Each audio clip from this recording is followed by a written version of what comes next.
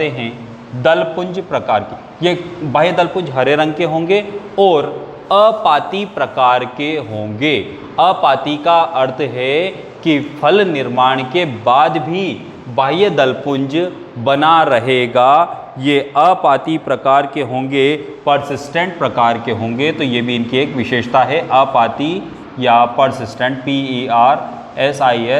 PERSISTENT, persistent. कहाँ मिलता है?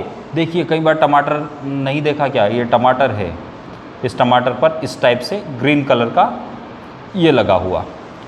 तो ये बाह्य दलपुंज फल निर्माण के बाद भी यदि रहता है तो ऐसा बाह्य दलपुंज परसिस्टेंट टाइप ऑफ जो है कैलेक्स होता है। और अगर ये नहीं होता है तो ये अपाती प्रकार का, ये जो है पर्णपाती प्रकार का हो जाता है। ये अभी अपाती प्रकार का है, यानी रहने वाला बाह्य दलपुंज है, सदैव बना रहने वाला। इसके बाद बाह्य दलपुंज के बाद हम बात करते हैं दलपुंज की, यानी दलपुंज या कोरोला, COROLLA। संख्या कितनी? तो बाह्य दल की संख्या, बाह्य दल 5 हो जाएंगे, संख्या में 5 हैं। कोरोला की बात करें तो संख्या 5 हो जाएगी इनकी। और कोर स्पर्शी विन्यास या वेलवेट,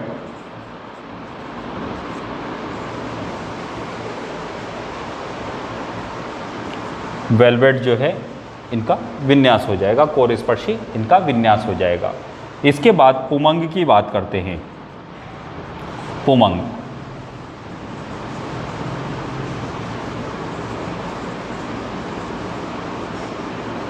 एंड्रोशियम। तो पुमंग की यदि बात करें तो पुमंग जो होंगे इसमें पुंकेसर जो होंगे वे दल लग्न होंगे। तो यहाँ पर पुंकेसर दल लग्न, तो दल लग्न पुंकेसर यहाँ पर पाए जाते हैं। एपिपिटेलस टाइप के जो है पुंकेसर एंथर्स होते हैं। पुंकेसर दल लग्न होंगे और द्विकोष्ठी होंगे और पृथक रहेंगे, यानी अलग अलग रहेंगे। यहाँ पर सम पुंकेसरी नाम की व्यवस्था नहीं होती है, सारे पुंकेसर अलग अलग लगे हुए होते हैं और परागकोश इनके द्विकोष्ठी होते हैं। इसके बाद बात करते हैं जायांग की। तो यहाँ पर आ जाएगा गाइनोशियम या जायांग।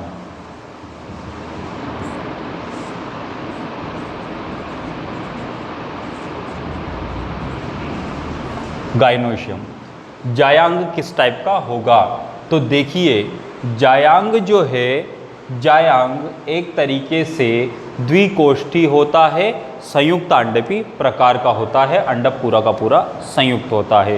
ये अंडप क्या होता है? तो पुष्प का मादा भाग या मादा चक्र को जायांग कहा जाता है और इसकी जो हर एक भाग होता है उसे पत्ती का रूपांतरण मानेंगे। तो जायांग में हर एक जो हिस्सा होगा जिसमें कि एक अंडाशय, एक वर्तिका, एक वर्तिकाग्र, तीनों की तीनों जो चीज़ें होगी उस पूरे के पूरे भाग को हम अंडप कहेंगे, पत्ती का रूपांतरण कहेंगे। तो जायांग किस प्रकार का होगा? तो जायांग होगा द्विअंडपी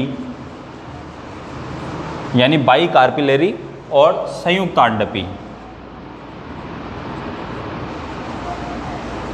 और अंडाशय ऊर्ध्ववर्ती।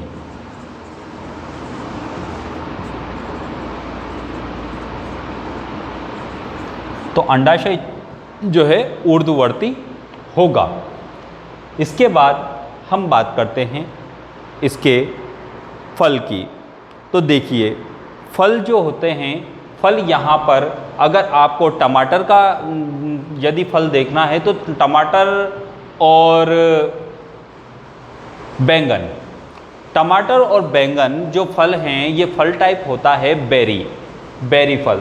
तो यहाँ पर जो फल हैं वे 3 टाइप के हो सकते हैं। Fruit, FRUIT, fruit. सबसे पहले बेरी जो कि इसका कॉमन फ्रूट टाइप है, बेरी, BERRY, और आपने गाना सुना होगा, मेरे बेरी के बेर मत तोड़ो कोई कांटा चुभ जाएगा।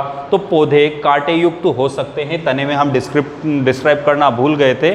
तो इसके पौधे जो है कांटे युक्त भी होते हैं, जैसा कि आपको बैंगन में मिलते हैं। तो बेरी जो कि फ्रूट टाइप सबसे पहला है, तो बेरी फल मिलता है इसमें। इसके अलावा कुछ में कैप्सूल भी मिल सकते हैं। तो बेरी और पिटूनिया में कैप्सूल मिलता है, टमाटर बैंगन में बेरी टाइप का फल मिलता है। इसके बाद बीज की बात करें तो फल जो है एक कैप्सूल हो जाएगा। सीड्स की बात करें, सीड्स किस टाइप के होंगे, तो देखिए सीड्स एंडोस्पर्मिक टाइप के होते हैं, भ्रूणपोषी बीज होते हैं, इनमें भ्रूणपोष पाया जाता है। तो सीड्स जो होंगे वो भ्रूणपोषी प्रकार के होंगे, एंडोस्पर्मिक होंगे।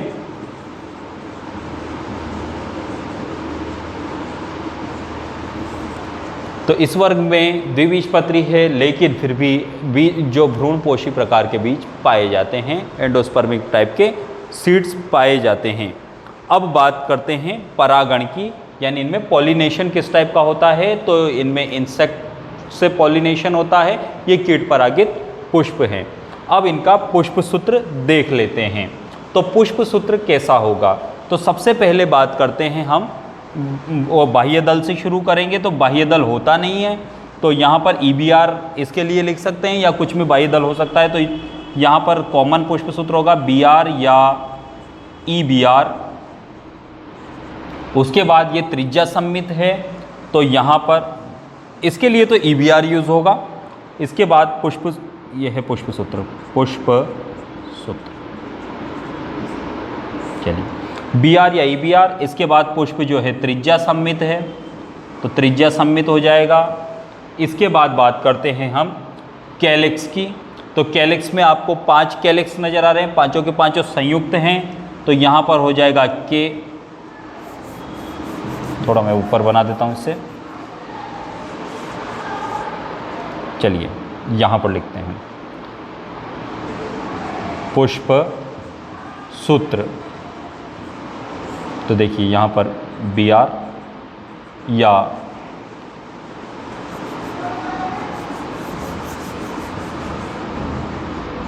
BR या EBR,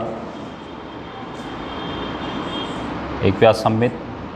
कैलिक्स बाह्य दल के कितने, 5 संयुक्त या अलग अलग संयुक्त, तो ब्रैकेट में कोरोला C कितने, 5 कोष्ठक में, यानी संयुक्त।